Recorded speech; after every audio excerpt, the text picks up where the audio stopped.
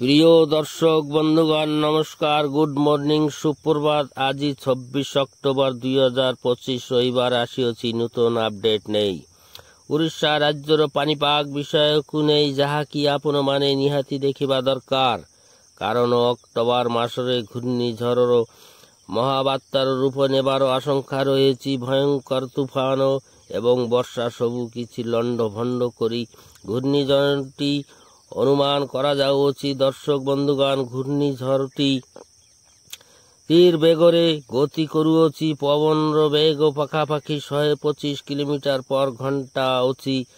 ଆହୁରି ତୀବ୍ର ହେବାର ଆଶଙ୍କା ଅଛି। ସବୁ କିଛି ଗୋଟିଏ ମାଡ଼ରେ ସବୁ ଛାରଖାର କରି ଦେବ ବୋଲି ଜଣାପଡ଼ୁଛି। ଦର୍ଶକ ବନ୍ଧୁଗଣ, ଦେଶର ଯେତେ କୃଷକ ଭାଇମାନେ ଅଛନ୍ତି, ଅଧିକାଂଶ ଚାଷୀମାନେ କାନ୍ଦିବେ, କାରଣ ଧାନ, ମକା ଏବଂ ଅନ୍ୟାନ୍ୟ ଫସଲକୁ ପାଣିରେ ଧୋଇ ନେଇଯିବ ବୋଲି ଅନୁମାନ କରାଯାଉଅଛି।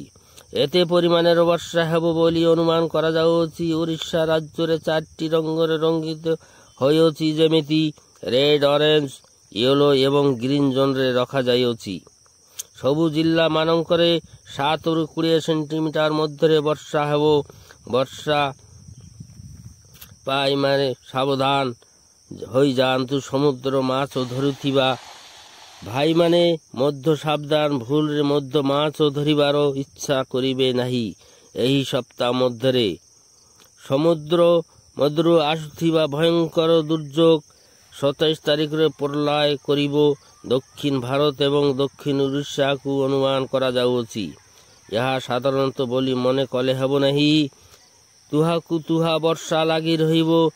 60ରୁ 70 କିଲୋମିଟର ବେଗରେ ପବନ ବହିବ। 80 ପର୍ଯ୍ୟନ୍ତ ଯାଇପାରେ। କିଛି କିଛି ସ୍ଥାନରେ ଗଛ ଭାଙ୍ଗିବ, ଭୂସ୍ଖଳନ ହେବ ବୋଲି ଅନୁମାନ କରାଯାଉଅଛି।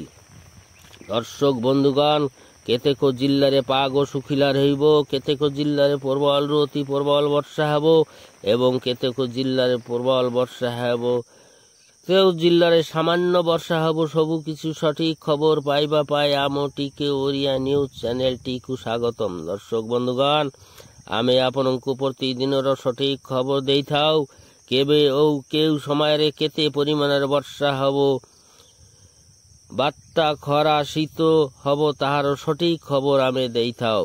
ଆପଣମାନେ ସମସ୍ତେ ସୁରକ୍ଷିତ ରହିପାରିବେ ବୋଲି।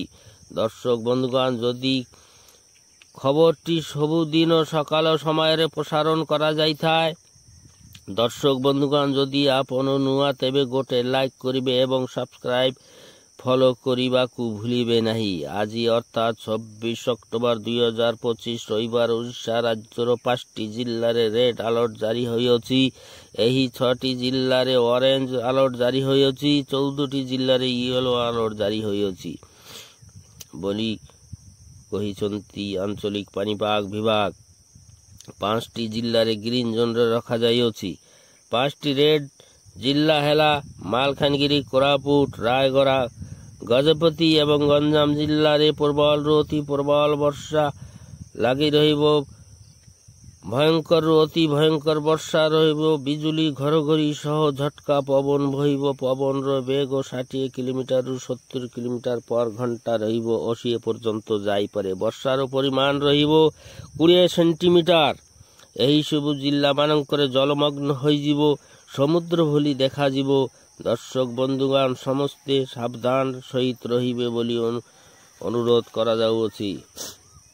ଆମେରିକା କଥା ସତ ହେଲା, ଓଡ଼ିଶାକୁ ମାରି ଆସୁଅଛି ମହାବାତ୍ୟା।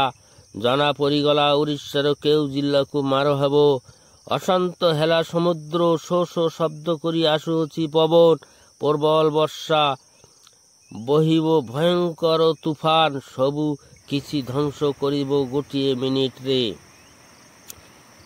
ଭୁବନେଶ୍ୱର ଠାରୁ ଉତ୍ତର ପୂର୍ବ ଆଡ଼କୁ 1040 କିଲୋମିଟର ଦୂରରେ ଅବସ୍ଥିତ କରିଅଛି ଘୂର୍ଣ୍ଣିଝଡ଼ଟି ଏବଂ ଗୋପାଳପୁର ଠାରୁ 990 କିଲୋମିଟର ଦୂରରେ ଅଛି ଘୂର୍ଣ୍ଣିଝଡ଼ଟି। ସବୁ ଜିଲ୍ଲାମାନଙ୍କର ଛୁଟି ବାତିଲ। ସରକାରୀ ବାବୁମାନେ ଛୁଟି ନେଇପାରିବେ ନାହିଁ।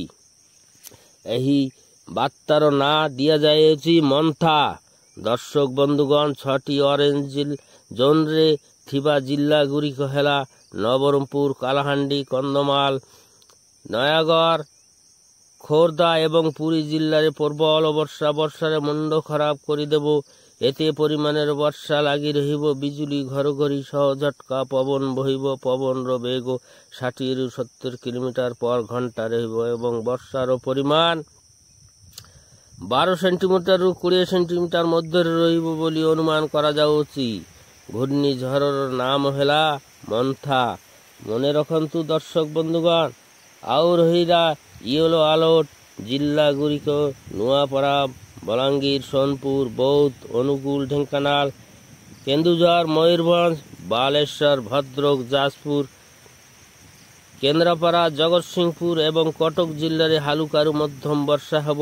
ବିଜୁଳି ଘଡ଼ଘଡ଼ି ସହ ଝଟକା ପବନ ବହିବ। ପବନର ବେଗ ରହିବ 40ରୁ 50 କିଲୋମିଟର ପର ଘଣ୍ଟା ଏବଂ ବର୍ଷାର ପରିମାଣ ରହିବ 7 ସେଣ୍ଟିମିଟରରୁ 11 ସେଣ୍ଟିମିଟର ମଧ୍ୟରେ ବୋଲି ଅନୁମାନ କରାଯାଉଛି। ସକାଳ ଟାଇମରେ କୁହୁଡ଼ି ଦେଖିବାକୁ ମିଳିବ। ଦର୍ଶକ ବନ୍ଧୁଗଣ, ଆଉ ରହିଲା ଗ୍ରୀନ ଜୋନରେ ଥିବା ଜିଲ୍ଲାଗୁଡ଼ିକ ପାଗ ଶୁଖିଲା ରହିବ। କିଛି କିଛି ସ୍ଥାନରେ ମେଘୁଆ ପାଗ ରହିବ। ସକାଳ ସମୟରେ କୁହୁଡ଼ି ଦେଖିବାକୁ ମିଳିବ ଏବଂ ଥଣ୍ଡା ଅନୁଭବ ହେବ। ଜିଲ୍ଲାଗୁଡ଼ିକ ହେଲା ବରଗଡ଼, ସମ୍ବଲପୁର, ଝାରସୁଗୁଡ଼ା, ସୁନ୍ଦରଗଡ଼ ଏବଂ ଦେଓଘର ଜିଲ୍ଲାରେ ପାଗ ଠିକଠାକ ରହିବ ବୋଲି ଅନୁମାନ କରାଯାଉଛି। ଦର୍ଶକ ବନ୍ଧୁଗଣ, ଆଗାମୀ ଭିଡ଼ିଓରେ ଦେଖାହେବ। ଆଜି ପାଇଁ ଏତିକି।